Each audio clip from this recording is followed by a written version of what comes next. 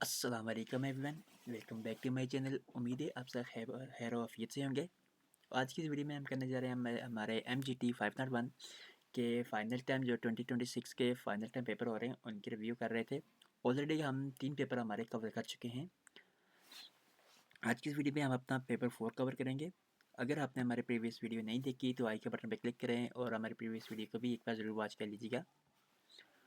तो ये है हमारा डेट नहीं दी हुई इसने 11:40 पे भी पेपर ख़त्म हुआ है या शुरू हुआ है। तो एनसीक्यू कंसेप्चुअल बेस थे, क्या कह रहा है कि एमसीक्यू जो थे कंसेप्चुअल बेस थे।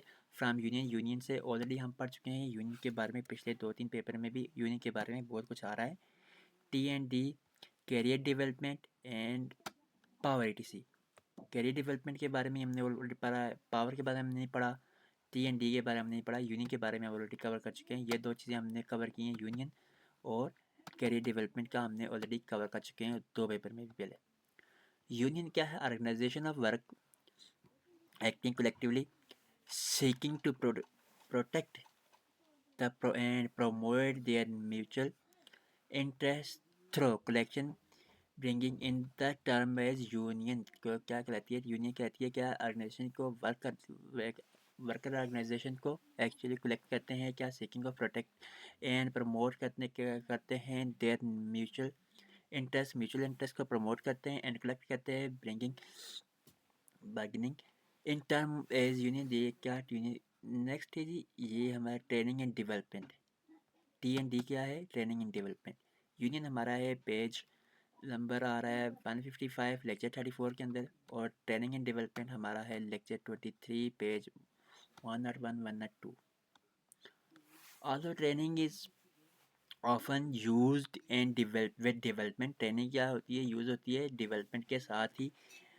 इन the term are not systematic. क्या है? सिस्टमेटिक नहीं होती। Training typically focus on providing employ with specific skills and helping them to correct differencing in their performance. या क्या कहता है कि ट्रेनिंग क्या करती है? मदद क्या फोकस चीज़ पे फोकस करती है एम्प्लॉय को प्रोवाइड करने के लिए स्पेसिफिक स्किल, और हेल्प करती है और उसको कंसेप्चुअल के वो अपनी परफॉर्मेंस को क्या करे? डिफ्लेक्ट करे इन कंटेंट कंट्रैक्ट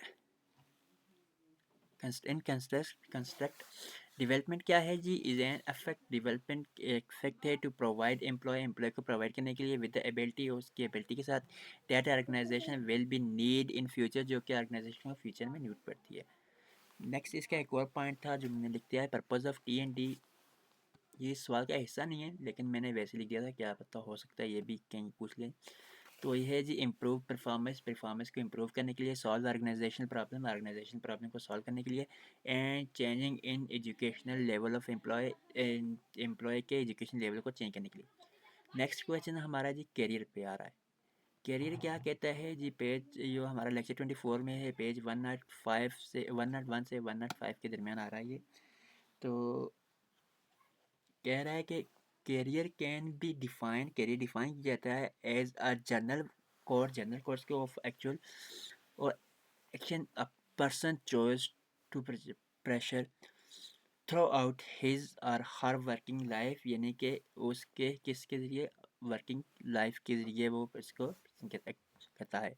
पावर क्या है? लेक्चर 37 पेज 165 पे। Power the ability of one person, एक पर्सन की एबिलिटी टू इन्फ्लुएंस अनदर, दूसरे को इन्फ्लुएंस करने के लिए, is not limit to manager.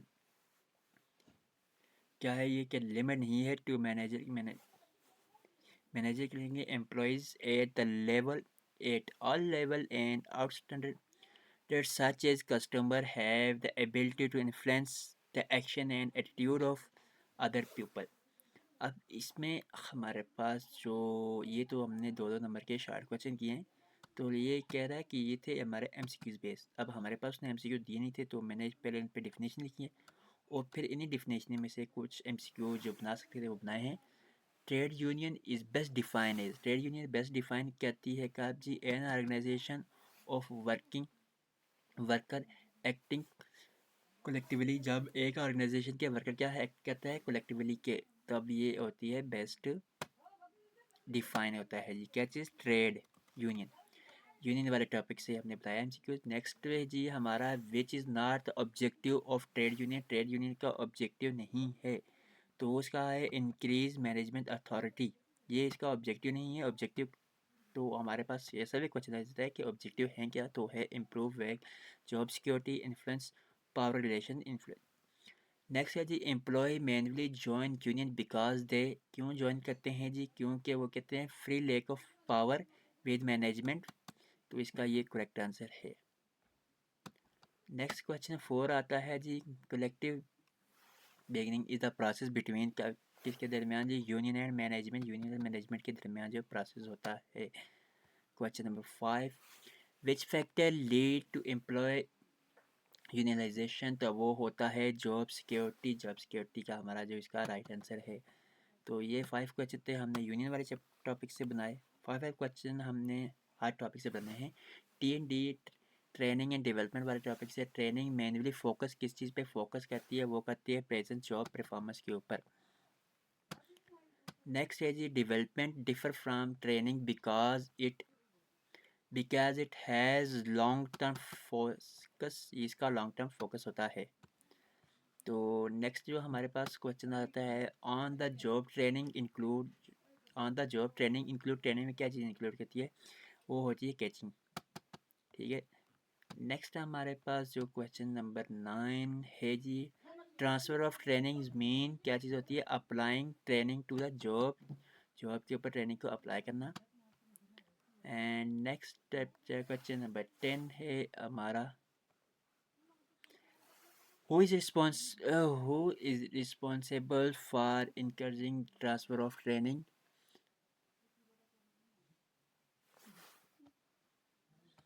तो लाइन मैनेजर। लाइन मैनेजर इसका क्या होता है? रिस्पॉन्सिबल होता है। ये था हमारा सेकंड टॉपिक है 5 एमसीक्यूज।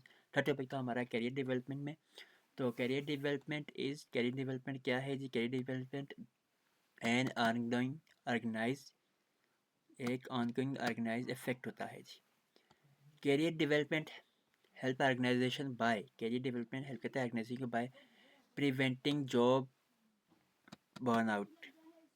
नेक्स्ट हमारे पास है जी 13 पे, which method of the career development. कौन सा मेथड करियर डेवलपमेंट का है? वो है जी जॉब रोटेशन। जॉब रोटेशन क्या है? Is a method of career development. Career development का एक मेथड है। नेक्स्ट है हमारा the stage where individual explore career option. एक स्टेज जहाँ पे इंडिविजुअल क्या करते हैं? एक्सप्लोर करते हैं करियर ऑप्शन को। तो वो हमारा होता है exploration stage. Next question number 15, personal development plan PDPS।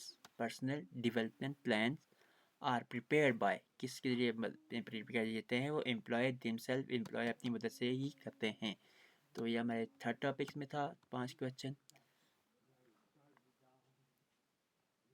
Okay, next हमारे पास टॉपिक 4 है पावर वाला। Power is the ability to. Power क्या है? एबिलिटी है टू क्या कहते हैं? Encourage influence effect. इन्फ्लेक्ट को इन्फ्लुएंस करने के।